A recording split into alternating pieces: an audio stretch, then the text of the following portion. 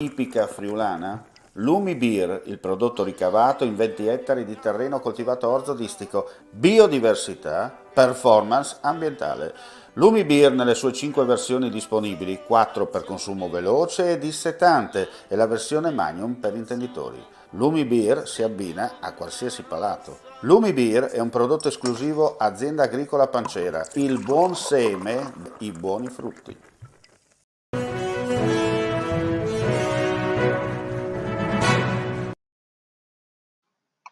Cordiale saluto gentili amici e amiche, ben ritrovati all'appuntamento con il live di friulitv.net. Apriamo subito con la cronaca, aggiornamenti chiaramente dal Friuli, Venezia Giulia. Lo scorso 15 luglio, durante la notte, i carabinieri del radiomobile di Udine hanno arrestato un 35enne residente in provincia, colto nella flagranza del reato di atti persecutori. L'uomo, peraltro, già aggravato da uno specifico provvedimento di allontanamento dalla casa familiare, contestualmente divieto di avvicinamento ai luoghi frequentati dalla persona offesa, è stato bloccato dai militari intervenuti mentre al sesto piano di un condominio ubicato nel capoluogo, urlando nel tentativo di farsi aprire, percuoteva con violenza la porta d'ingresso dell'abitazione dell'ex convivente, una 29enne udinese.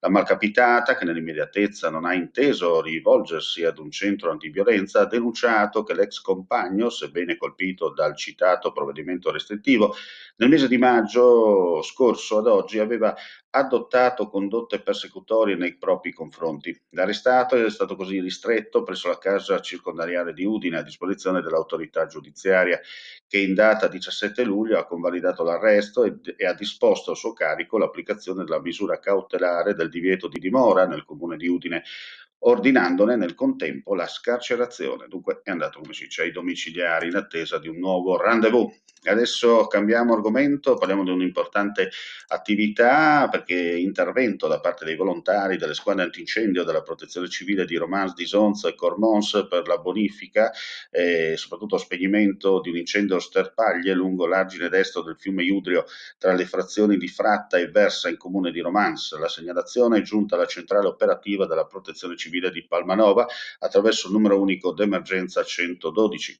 In pochi minuti attivato il piano d'emergenza, la professionalità e la preparazione degli addetti ha fatto sì che l'incendio sia stato domato in pochi minuti.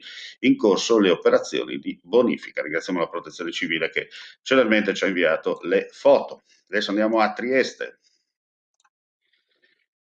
Prorogata fino a domenica 5 settembre 2021 l'apertura della mostra Marcello Mascherini, il teatro, allestita presso la sala Attilio Selva di Palazzo Gopšević in via Rossini 4, quale estensione temporanea del percorso espositivo del Civico Museo Teatrale Carlo Schmild. La mostra è visitabile con orari 10-17 da martedì a domenica, chiuso lunedì, con biglietto d'ingresso al museo intero 4 euro, ridotto 3 euro.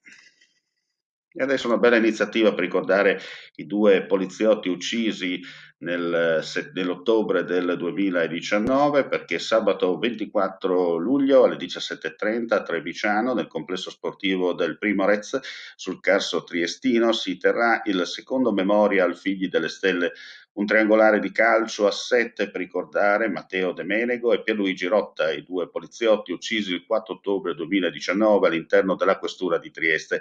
3 le rappresentative in gara, quella della Polizia di Stato, quella dei politici e degli amministratori e quella della stampa locale. L'iniziativa è stata presentata in mattinata nel Salotto Azzurro in comune a Trieste, alla presenza del sindaco Roberto Di Piazza e del questore Irene Tittoni.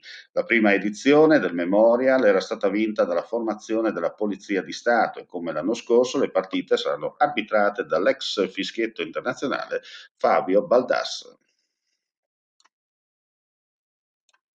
Ci trasferiamo adesso a Vivaro. Lo stabilimento del Trend Group nella zona industriale di Vivaro, che si trova nell'area di elevato pregio naturalistico dei Magredi, mira a valorizzare una vocazione artigianale consolidata dell'area, attivando una sinergia con la scuola del mosaico della vicina Spilimbergo per creare un polo dell'arte musiva di rilevanza internazionale. Lungo questo percorso, la collaborazione con un'azienda di rilevanza internazionale insediatasi sul territorio può rappresentare la chiave di volta per lo sviluppo della comunità locale, con riflessi significativi anche sull'economia del Pordenonese. La regione Friuli Venezia Giulia è vicina a questa ipotesi di valorizzazione culturale, perché la cosiddetta la considera un'attività artigiana di pregio che ha origini lontane e fa parte ormai da tempo della cultura del territorio. Lo ha dichiarato l'assessore regionale alla cultura e sport Tiziana Gibelli al termine delle visite compiute ieri a Vivaro, prima la sede municipale, poi lo stabilimento della Trend Group assieme al sindaco Mauro Candido, alla giunta comunale e al presidente dell'azienda Giuseppe Fano, nel corso della quale ha potuto prendere contatto con una realtà altamente qualificata nell'arte musiva.